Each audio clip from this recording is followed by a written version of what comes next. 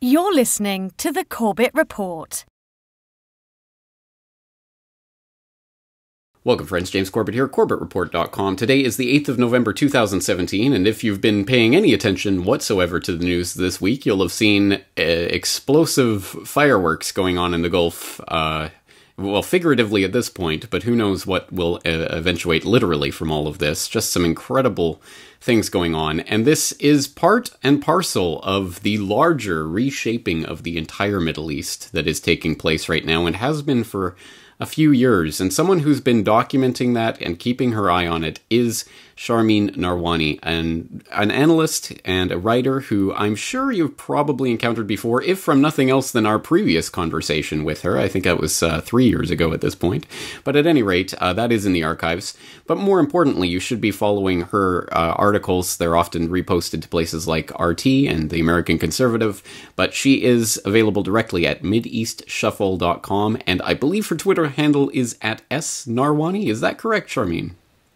That's right. All right. Thank you for that. No problem. Well, of course, the links to all of that will be in the show notes, so please do go directly there. And don't just take my word for it. In fact, the other day we were talking to Eva Bartlett about Syria in a popular conversation that's being spread around quite a bit right now. I asked Eva about her sources, recommended sources, talking about the Syrian situation. She rattled off quite a few of them. And as soon as we stopped the recording, she said, I forgot Sharmine Narwani. So I did put your Twitter in the show notes to that conversation, because you are a recommended source from Eva Bartlett as well. So I hope people are keeping their eyes on your work. And right now, I mean, as I say, there's some incredibly important things that are taking place in the Middle East right now, obviously, that are making big headlines. But as I say, this is part and parcel of a larger phenomenon that's been taking place for years now, the reshaping of the Middle East, that has to do, of course, with what's been going on in Syria and Iraq, the terrorist insurgency that has been going on there for years now, and that finally some of the dam is starting to break, I think, even in the mainstream media, about the real origins of the terrorist insurgency and calling it for what it is. I think we're starting to get some indications, even in the mainstream media. Oh, Qatar was behind this, Saudi Arabia was behind this, UAE, US, Israel, Turkey. I had no idea. Who would have thought it, except anyone who was listening to the alternative media or reading real information about what was going on in Syria. And I think what we're seeing now is a reshaping of power relations in the Middle East, and things are still definitely in flux right now. So, Sharmine, I want to get your take on what alliances are forming, what power blocks are shaking out here. How is this related to what happened in Syria? Is the Syrian war, the terrorist insurgency there, is it essentially over at this point? Is it a cleanup operation at this point? And if so, what does that mean for all of the Gulf states that were heavily participating in arming, funding, and training those terrorists? Those are a lot of questions, James. Good luck. I think maybe we could start in terms of looking at alliances at what the Middle East looked like back in 2010 before the so-called Arab uprisings broke out. So you had a region that was quite interesting. And I remember writing about it at that time because it seemed like there was a new kind of energy in the Middle East, a place where while U.S.-Iran enmity existed, and I don't really see this as a Saudi-Iranian enmity, because ultimately Saudi is a small player for Iran, a regional one that has been handled before. It is the U.S. that keeps pushing back with various alliances and various tools to isolate Iran. So what you saw was a diminishing of that U.S.-Iranian adversarial relationship playing out in the region, because you had the Saudis, the Turks, the Qataris, and other players dealing with Iran and Syria and Hezbollah. You know, they were crossing borders. Visas were, visa requirements were taken away from many countries. Economy was, or cross-border trade was taking place increasingly. There were economic unions like the Shamjan Union between Turkey, Jordan, Lebanon, and Syria that had come into being. And the Saudis and the Iranians and the Syrians and the Qataris and Turks were helping to calm down situations in Iraq during the elections then, and in Lebanon during those elections. So you had this very harmonious, tentative but harmonious spirit that was kind of breaking out in the region. And I think what pushed this was Turkey and Qatar assuming much more active roles in the region and power brokering where they could. Then the Arab Spring emerged, and all of that fell apart quickly. Turkey and Qatar in particular, was seen right from the beginning as leading the way in sort of stirring up uprisings, whether in Tunisia or Egypt via Al Jazeera, its network, and flying out planes to Libya, funding satellite TV and cell phone and camera equipment and weapons in the Syrian theater, earliest days. So Qatar suddenly came out of being a friendly country to the resistance axis. And the resistance axis was Iran, Syria, Hezbollah, and Hamas. During the Syrian conflict, Hezbollah slipped out of the group because it comes from the Muslim Brotherhood, and it sort of went the way of Islamists, the Ikhwan, who were very much under Qatar and Turkey's umbrella. So, fast forward today, you have a complete splintering of that nice harmonious situation, and you have two very firm blocs, which is the U.S. Saudi bloc in the region, and then the Iran axis, which includes Syria and Hezbollah, and now Hamas is being edged into it, but also in a way, the new entrant of Iraq, though I would tentatively put Iraq in that, because Iraq is still finding itself post-occupation, post-ISIS occupation as well, so U.S. and ISIS occupation, and with upcoming elections. But I just returned from Baghdad a few days ago, and I tell you there is a new energy there, something that I think it makes it clear to me, at least, that it doesn't matter who gets elected in the next elections. The sort of the backbone of the state is going to be very much the same kind of organizational energy that we have underpinning Hezbollah and Iran in the region, and that is through the popular mobilization units, the Hashd al-Shabi, that has emerged in the fight against Daesh. So, anyways, on this side, it's Iran, Hezbollah, Lebanon, Syria, and potentially Iraq, with the cover of Russia and China. So the Saudi axis enjoys the cover of the U.S. and its closest Western allies, France and Great Britain.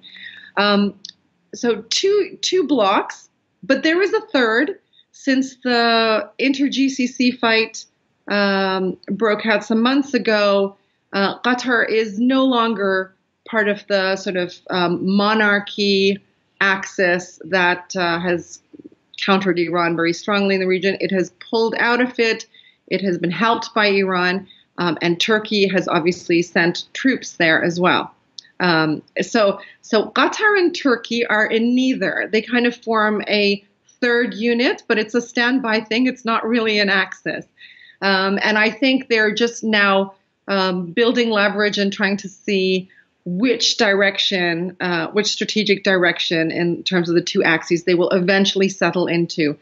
So I think the Arab uprisings, the Syrian crisis, the war on Yemen, the GCC split, all these things have really magnified and brought to the edge of the cliff the political divisions, the sectarian divisions, that have been stirred up in this region. And so we're at the precipice right now, waiting and watching to see what comes next. Clearly the Saudis and Americans and now the Israelis, it's interesting, the Israelis are kind of more or less firmly in the Saudi axis. What that axis will do in reaction to the relentless gains, political and military, of the Iran axis in this region.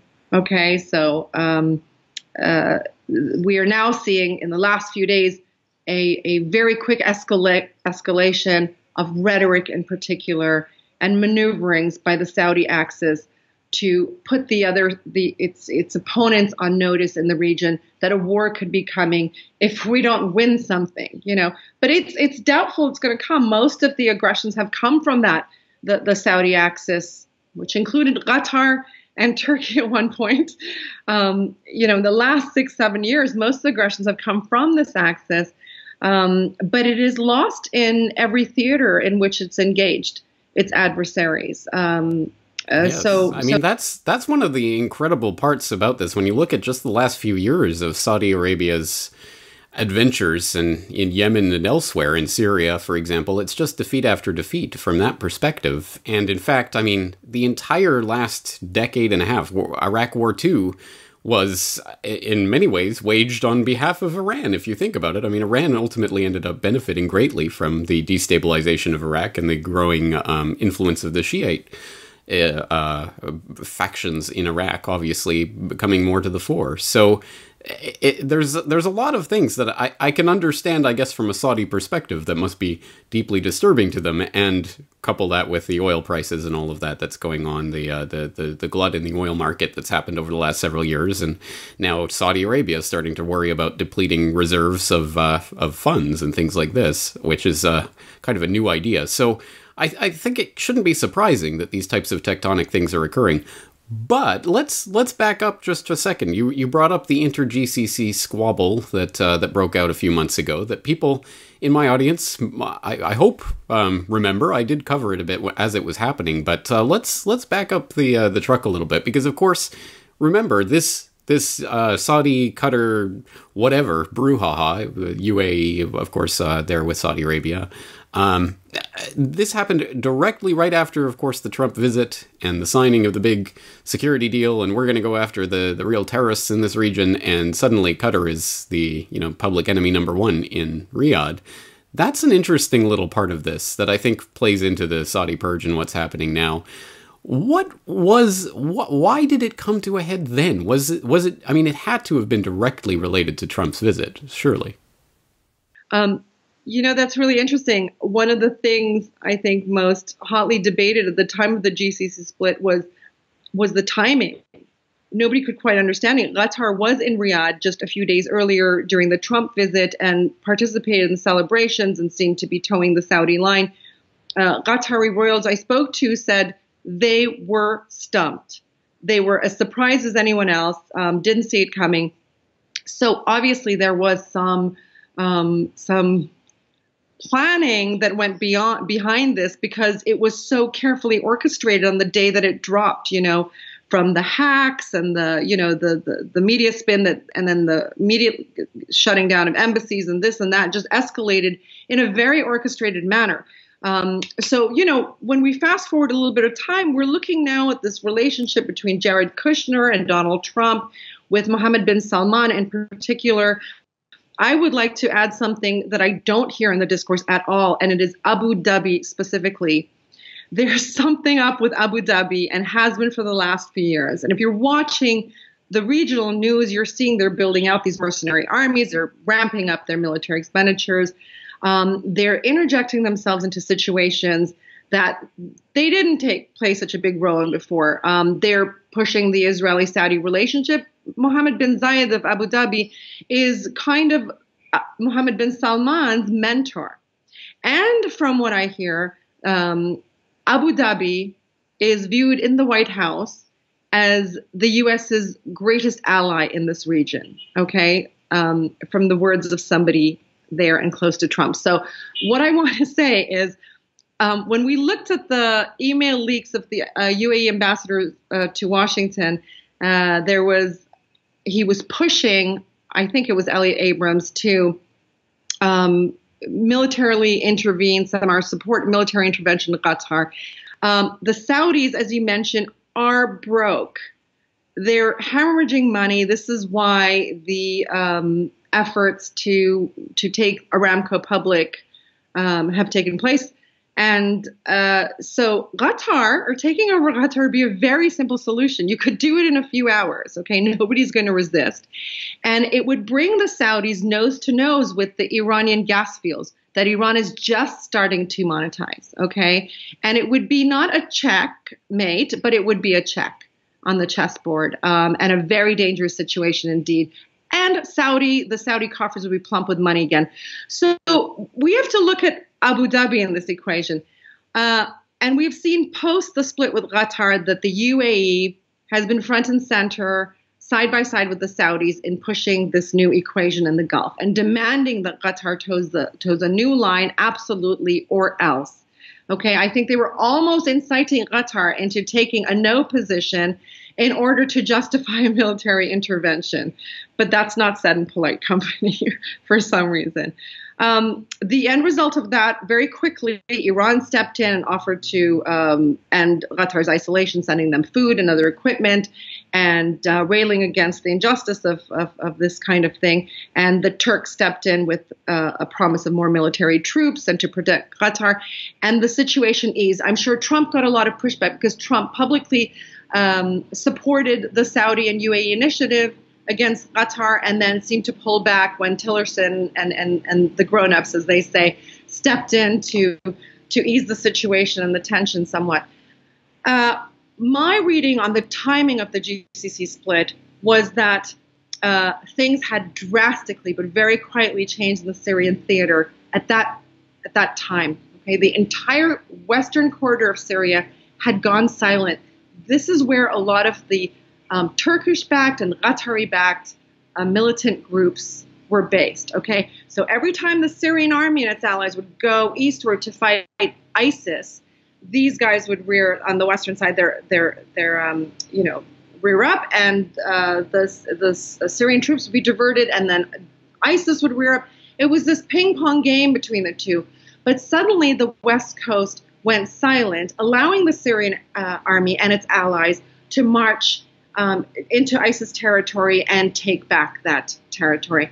And I believe the reason for this, there were several reasons, but one of the key ones was that the Erdogan and Turkey realized that the U.S. was going to back the Kurds to the hilt, okay, and this was an absolute red line for Turkey. When that realization sank in, I think they recalibrated their position with Qatar and quietened things down, maybe as leverage to get the Americans back on side in the north. But that didn't happen because the Americans had a very distinct plan with the Kurds up north, as they did, I think, in Iraq until the recent events in Kirkuk changed, well, post-referendum, events in Kirkuk kind of changed everyone's deliberation on the Kurds. So I think that's what happened. The Qataris and Turks pulled out of the Syrian conflict to use that as leverage, and the Saudis freaked out, and the UAE freaked out, because that's part of their larger Axis plan to cripple Iran ultimately. So I think the timing has something to do with that. But the Qataris, like the Turks, these are two countries whose allies often criticize them, in private mostly, as we've seen in WikiLeaks, because they're not handleable. They kind of chart their own course or switch very opportunistically. And we saw the latest switch precipitate the Gulf split, the effort by Saudi and UAE to cut her off.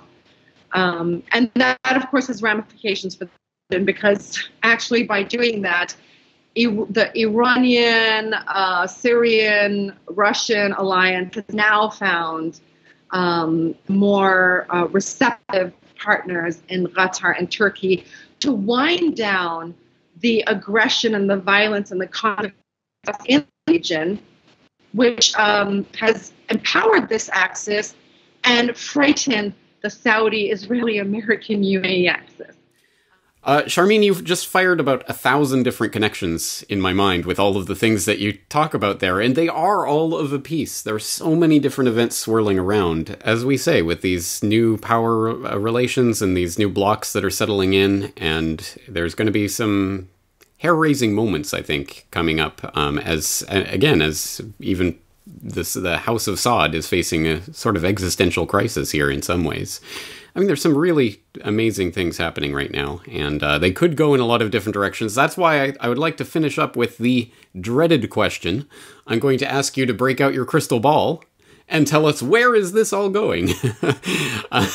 I know you can't possibly answer that question, but what is the likely way in which these blocs are going to start butting heads, as it were?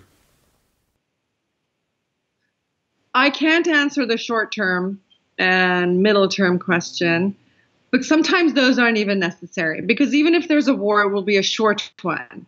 You know, you need weapons to keep fueling up the war, and you need the international community to sit back and do nothing, which will not happen since Russia and China have become very active Security Council permanent members during the course of the Syrian conflict. So it's not just these shifts in power axes that have taken place in the Middle East, but it's a global one, you know. So where I can't tell you if there will be a war in the short term or if this will die out just as inflammatory rhetoric. I can tell you that the non-Saudi American UAE Israeli axis, okay, the other axis, the so-called resistance axis that includes Iran, Syria, Hezbollah / Lebanon, now Hamas / Gaza, and Russia, and potentially Iraq, keeps going from strength to strength. So if I was a betting person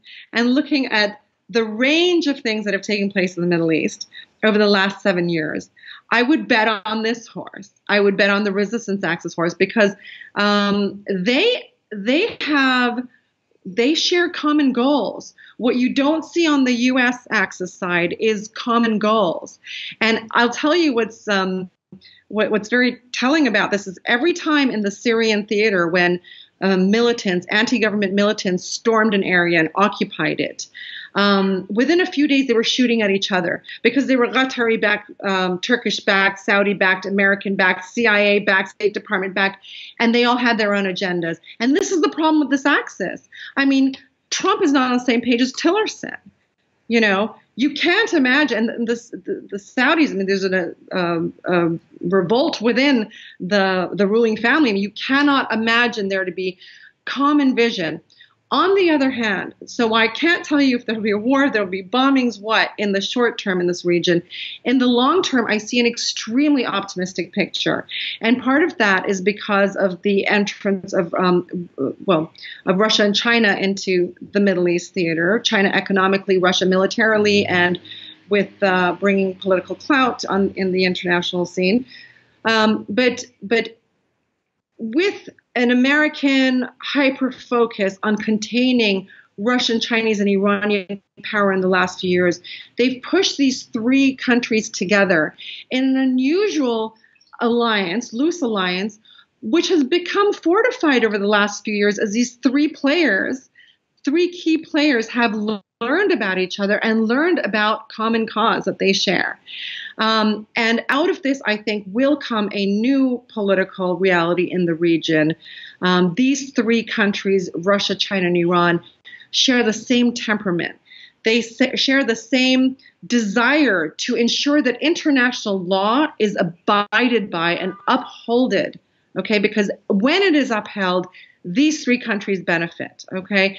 Temperamentally, they are strategic minded and they're slow to move, but sure to win. We've seen this over and over again. And they're coming in to now resolve, you know, with this idea of a larger Asia, okay, sort of the Asian century economically developing. Let's not forget that much of the Middle East is West Asia. And when Arabs are reminded that they are Asian among their first three identities, we are going to see economy boom here. So I think there's a grand vision shared by major players and major hegemons in this region that will always outsmart whatever these sort of, the little boys are doing to stir things up in the region. And there's a lot invested in that larger Asian vision. And so I think it will triumph. I think one of the goals of Russia, China, and Iran will be, and if it's not already, they need to be looking at this much more closely, is to resolve North and South Korea and to resolve India, Pakistan, because then everything is possible in Asia and, Eurasia, I think, as European countries also chart their own course. Even as you asked at the beginning, the Syrian conflict is not really over when ISIS and Al-Qaeda are gone, because there's a lot of chaos and suffering that can still go on in the Syrian theater and in the Iraqi theater, much of it using sectarian language and slogans. So, there's some not so nice things ahead of us, but in the long term, I think the picture is very rosy. Sharmine, the last place I expected this conversation to end up was on some positive note, but here we are, so I'm so glad that it is.